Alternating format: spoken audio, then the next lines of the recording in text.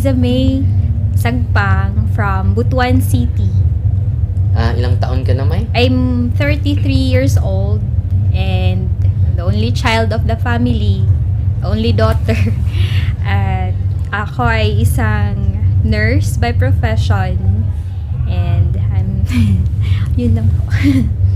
At ngayon, narinig nyo yung disco dahil may disco ngayon sa gym at malapit lang sa sa ating konvento at grabe yung spiritual harassment ni Maymay Aiza May kapag makarinig siya ng music. Opo. Anong yung mga grabe yung kailan yun nagsimula yung spiritual harassment mo, May? Actually, it started when I was still very young. I could smell like burning fragrances or something like that, and then I could somehow see some things, and then I could sense, I could hear things that don't usually be heard by people. By normal people. Yeah. So yan, anong age mo nun? Growing up po. Growing up, and then I thought everybody could hear it.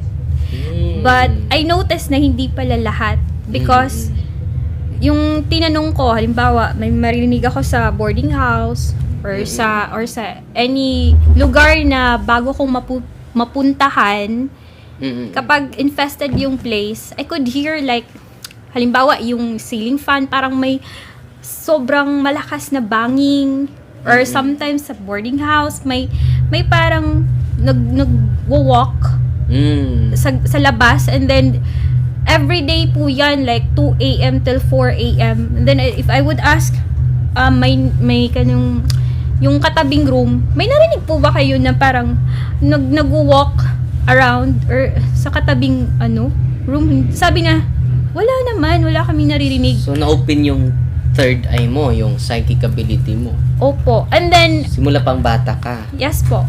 And then yung lola ko, sa bahay kasi namin may naririnig akong parang malaking boses na parang monster kasi sobrang laki, para siyang asong malaki, pero hindi aso kasi parang something like that. And then yung lola ko is nakarinig nun. So I was thinking, ay, hindi lang pala ako yung nakarinig.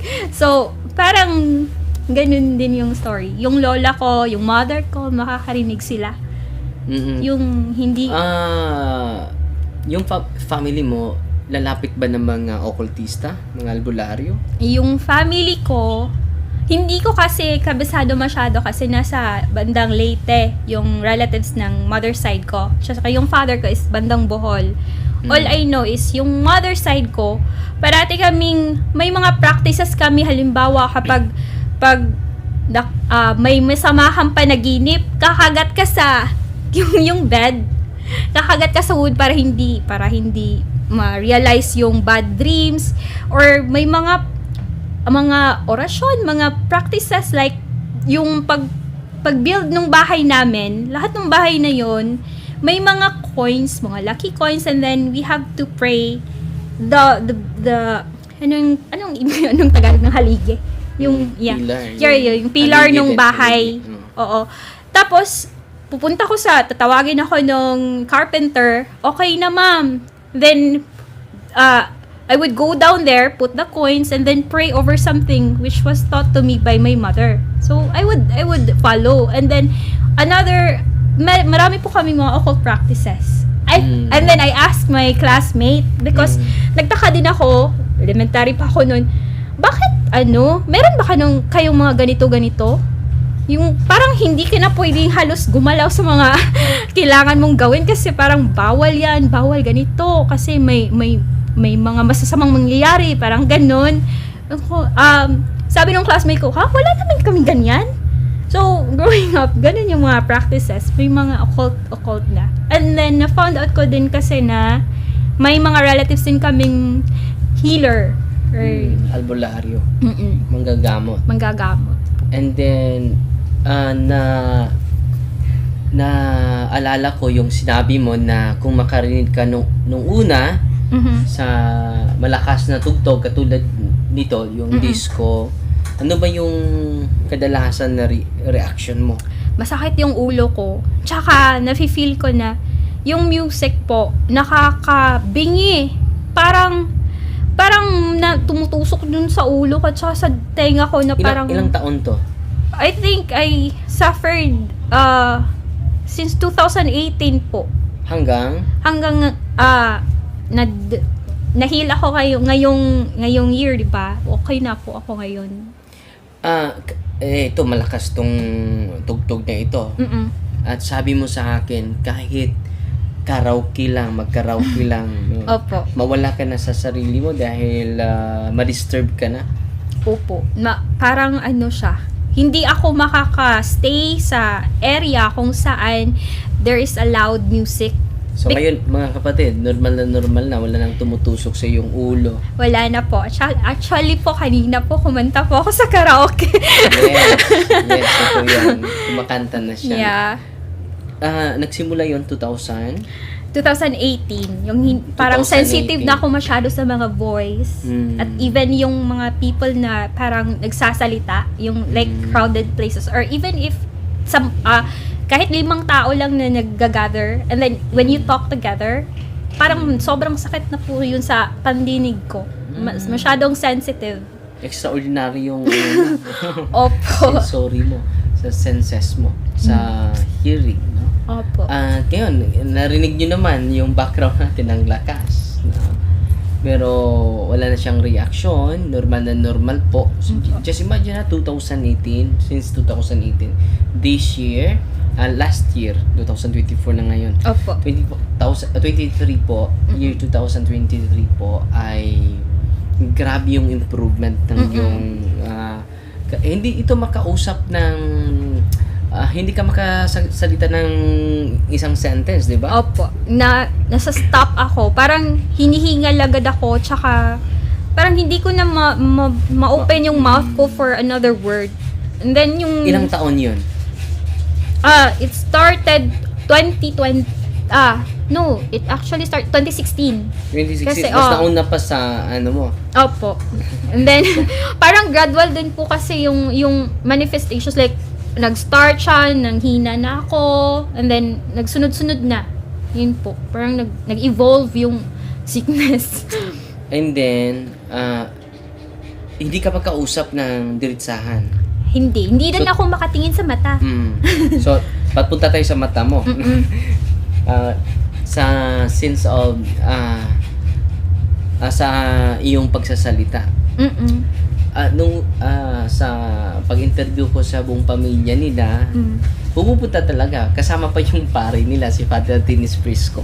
Dahil pinadala kayo sa mahal natin na obispo dito, si Bishop Ming Cosme Damian Almedilla, para ma-exercise. Dahil hindi na ordinaryo yung karamdaman ni Maymay.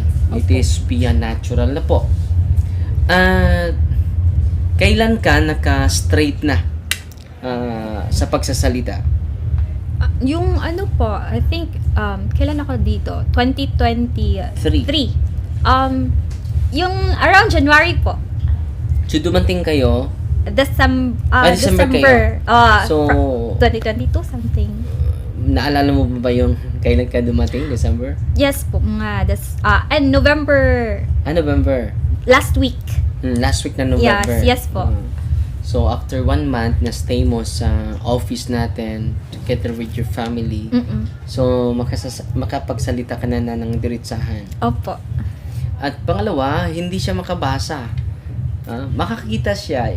4 na Ophthalmologist. ang pinupuntahan ninyo. Opo. And then, Ano sabi nila? I was expecting that they would tell parang damage yung retina or something because I couldn't see. And then all of them said na normal. You cannot read, but you can see. I can see. But you cannot read. I can see like selective, like for instance, okay, I see you now. And then all of a sudden I would get dizzy, and then my eyes, my vision would like turn to something blurry, or my vision would parang madidizzy ako. And then if I gaze on to something like focus, I couldn't focus my eyes into Ilang it. taon yun? 2020, since 2020. Since 2020. So, Opo. mga tatlong taon din. Opo. Almost 3 years. And then, 4 na ophthalmologists ang pinupuntahan nila. I couldn't sing also around 2020. I wasn't able to sing. I love singing, and then Na magandang boses ito eh. I love singing, and then I was shocked because I couldn't sing anymore. I couldn't reach the tones. But then when I was possessed, I was able to sing high notes out of my control. But if ako na po, hindi ako makakanta. At hindi siya makausap na, dahil nag-stay ka sa seminary, di ba? Opo. For how many months ba yun? Nag-stay ka sa I seminaryo? think 5 months po. 5 months. Opo. Nandun ka sa... Sa perimeter po ng San Lorenzo, which is nasa compound din po yun ng St. Peter College. St. So, Peter. 5 Yeah. months. Opo. Nandun din si Bishop Ming, no? Grabe yung pagkakita ng mga pari sa kanya. Dahil umuwi siya nung may talk ako doon sa Diocese of Butuan at pinashare natin siya. Na-face yung mga pari dahil nagsishare na siya eh. Nagsishare na siya. Katulad ngayon, nagsishare na siya. At hindi mo siya makausap. No? Lagi lang siya nagsahin ng demonic sign. No? Nung unang pagkakita ko sa kanya, kahit hindi niya ako kilala na pari, sabi niya, I hate you, little priest. Naalala mo pa ba yun? Opo. Conscious na conscious siya, pero hindi niya mapigilan po. Ito po ay grave oppression.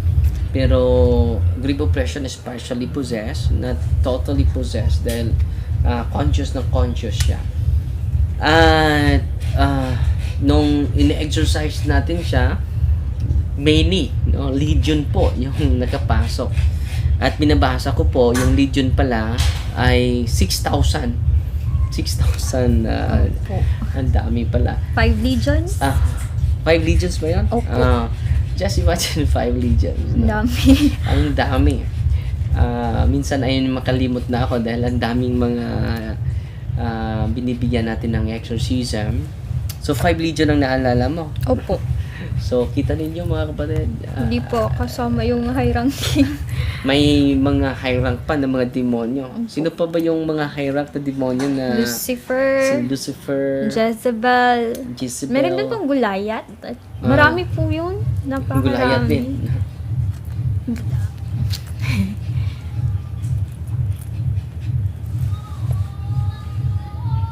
Satan din po pala. Satan din.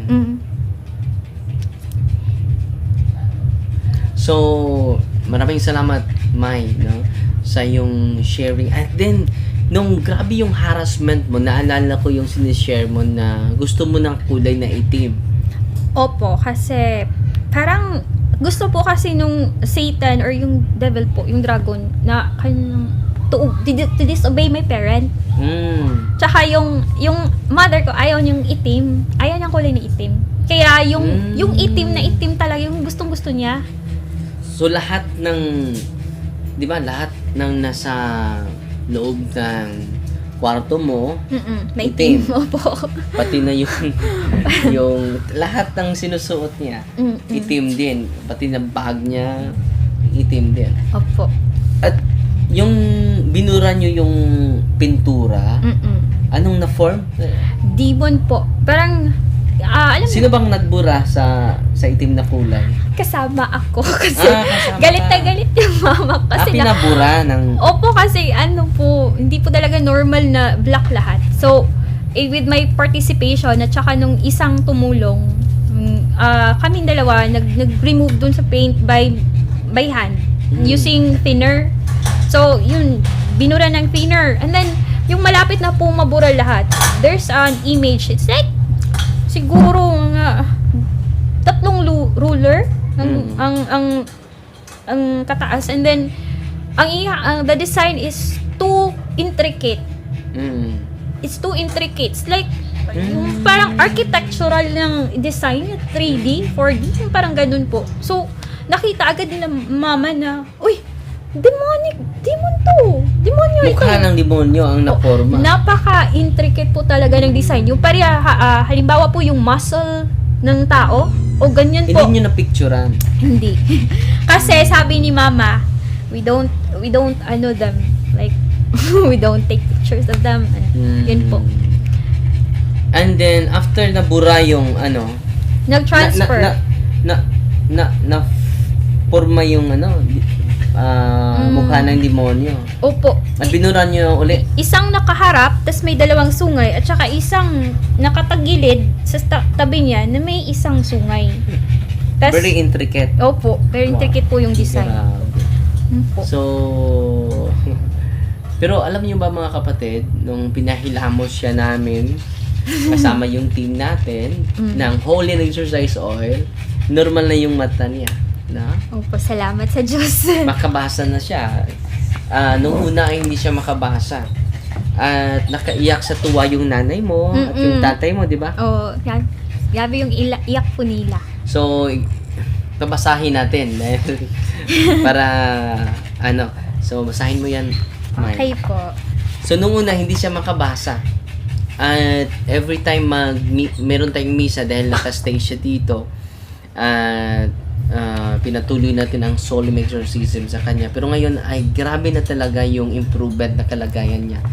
Nung una ay hindi siya makalakad mag-isa. So, sabi niya kanina, Father, nakapunta na ako sa Tagbilaran, ako lang mag-isa. Nakauwi na din ako sa Yes po. Diocese of Butuan last December, no? Yes po. Dahil, November. Last November, nakauwi siya doon. Grabe talaga yung improvement ng kanyang kalagayan. So, babasahin natin mga kapatid. Yes po. Patunay na pinagaling siya ng Panginoon sa pamagitan ng exorcism, deliverance prayer, yan po ay sacramentals, holy and exorcise water. Makalculate mo ba yung gastos ninyo sa mata mo? Medyo malaki-laki din po kasi I've been sickly po since 2014. So, aside from my eyes, parang hindi na ako maka-walk. So parating may kasama ako. Nabigat yung Yes po. And then yung Katawan. diet ko, I have to eat a lot of vegetables. Kaya yung diagnosis is very normal, but hindi nila gets bakit anong problema ng batang to? Baka stress lang.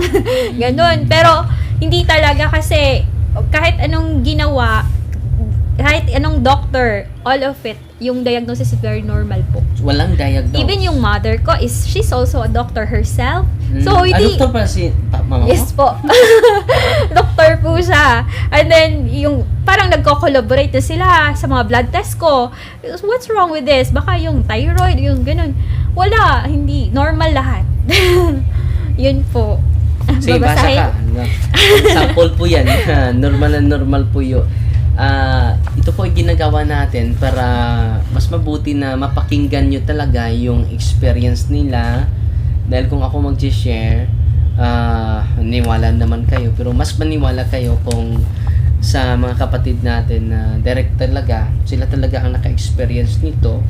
At sila po ay na-liberate at pinagaling ng sacraments at sacramentals of the church para naman ang mga nanonood ngayon na mga pari ay maingganyo, makatikais natin to use their power being delegated by Jesus Christ during ordination po and during the reception of the sacrament of baptism and confirmation. Opo, nagagalak din naman po ako na ganyan po kasi I almost have everything kasi Father. Mom, my parents provided me everything, cars, fame or anything, yung pangalan namin malinis, at saka parang suddenly parang nasira lahat nung pag-enter ng mga demonic forces, but it was restored and a lot more blessings came after the grave of oppression. So I was very thankful, and even if yung mga people is hindi yung iba sa kanila hindi na makita yung power ni God immediately. But kami po, yung mga gravely oppressed, kasi hini-hurt or pinapasakitan kami ng mga demons, we were able to see that God's power is a lot greater po. Amen. Yes po. At saka yung protection niya is napaka-thick, overwhelming. Super. Nanood ba yung nanay Ano mo po? ngayon? Yeah, maybe. Ipa-review mo. Opo. Nang nanay niya ay nandun na sa Amerika. America. At yung tatay niya ay nandito lang sa Pilipinas. Mm-mm. I-greet po yung nanay mo pala. Hi ma, good evening. Hi ma. I love you ma. I love you pa. We are so happy that all of these things gift to lahat ni God, and even if we are suffering right now, there's a reason because God always protects us and God is, you know, love kita ni Lord. Love jud kita. So, Amen. ang ganda ng mga realization ni Maymay. So, babasahin na natin mga kapatid, Opo. Chapter 4, Jesus and Clericalism. Clericalism arises from an elitist and exclusivist vision of vocation that interprets the ministry received as a power to be exercised rather than as a free and generous So, kita service ninyo, mga to be kapatid. given. Malinaw na malinaw yung mata niya. Pero ilang taon din nagsuffer siya. Hindi siya makabasa, pero ngayon makabasa na. Yes po. At makakanta din. Opo. No? Kumakanta ito eh. No? Sample, Actually, sample. Yung favorite song mo? I love the Lord. I Love the Lord. See? I love the Lord, He is filled with compassion. He turned to me on the day that I called from the snares of the dark. Oh Lord, save my life, be my strength. Thank you, Lord. Wow. So, ang ganda ng boses, no? Pero kinuha. Opo. May DSLR po ako noon, yung camera po. Binenta ko kasi I thought wala na yung vision ko. Nag-iisip-isip na lang ako, ano kayang pwedeng pagkakakitaan ko kapag nawala yung vision. I thought I'm gonna be a massage therapist na lang. Pero thank God it was restored. And I was able to see now gadgets. My vision really restored. Thank God. And her voice also Yes po. has been restored by the grace of God through the sacraments. Apa. And through the sacramentals of the church, through prayer of deliverance, holy exorcise oil. Dahil, ano ba yung na-experience mo nung matamaan ka, yung sprinkle yung holy exorcise water sa'yo? Naalala mo pa ba? Yes po, super. Kasi, nung by the time na nag-sprinkling na sila ng holy water sa akin, napakasakit po yung na-feel ng demon. Na-feel mo din yung feeling. I can feel also their pain. A bit. But it's like, I can only feel a bit of their feelings and their anger, their sensation.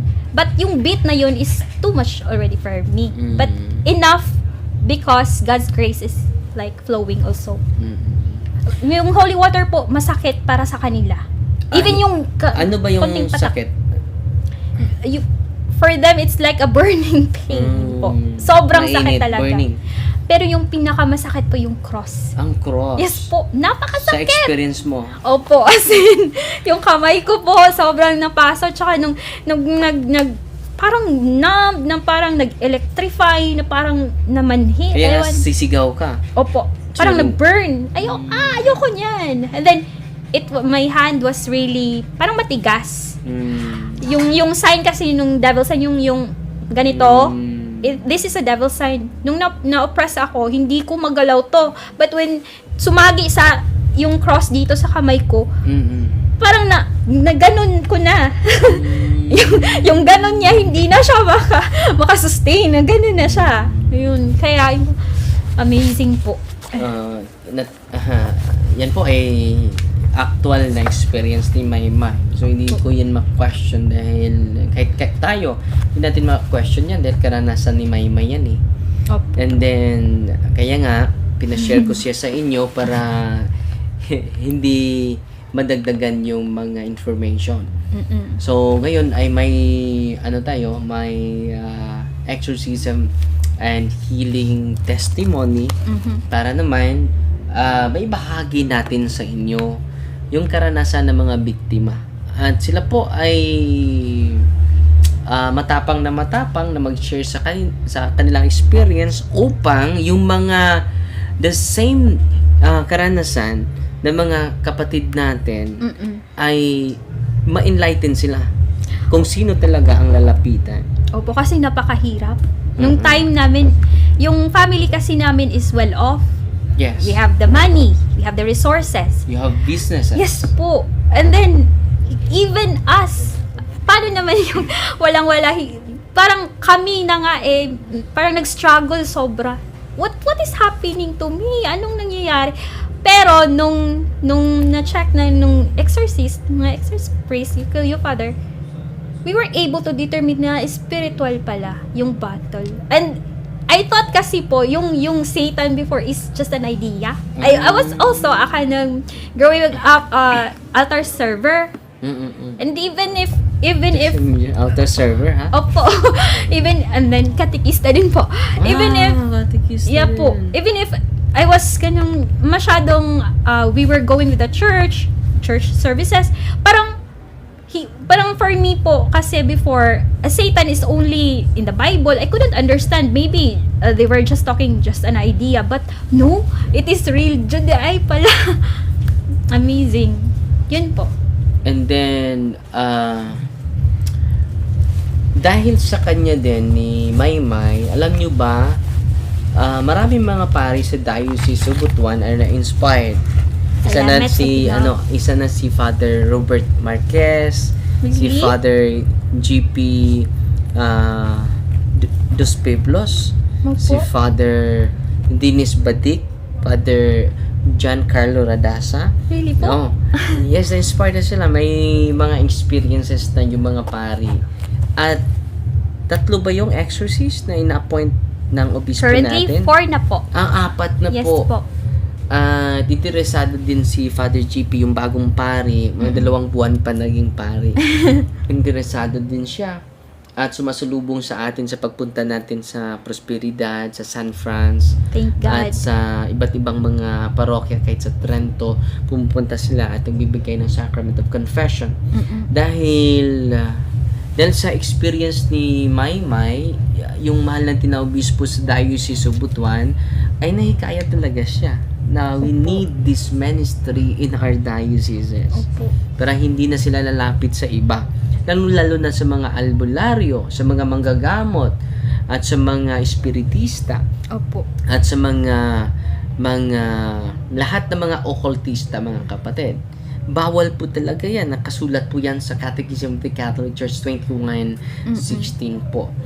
At meron ka pa bang idaragdag, May? Dahil magbabasa tayo ng mga comment ngayon. Ano lang po. Nagpapasalamat po ako sa lahat. Kasi, when I was in Butuan, maraming tao pong tumulong sa akin. I was even thinking po na yung grace na na-receive ko was also part of the prayers of all of the people who prayed. And I'm very grateful po sa Blessed Virgin Mary, Saint Joseph, and Jesus, because I can active po kasi sila sa pag-help every day po. Yun po.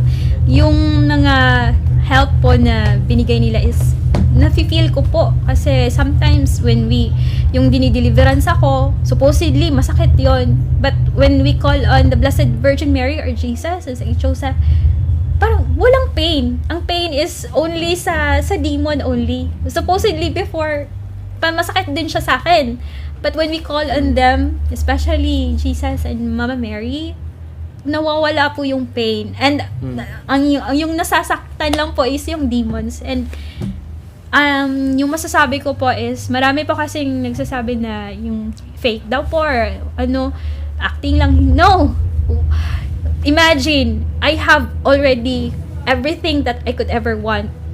Why would I risk lying in front? What would I need pa? I already have so much already. And yung dumating yung ganitong problema sa family namin, hindi namin mag-gets bakit, but now we see why.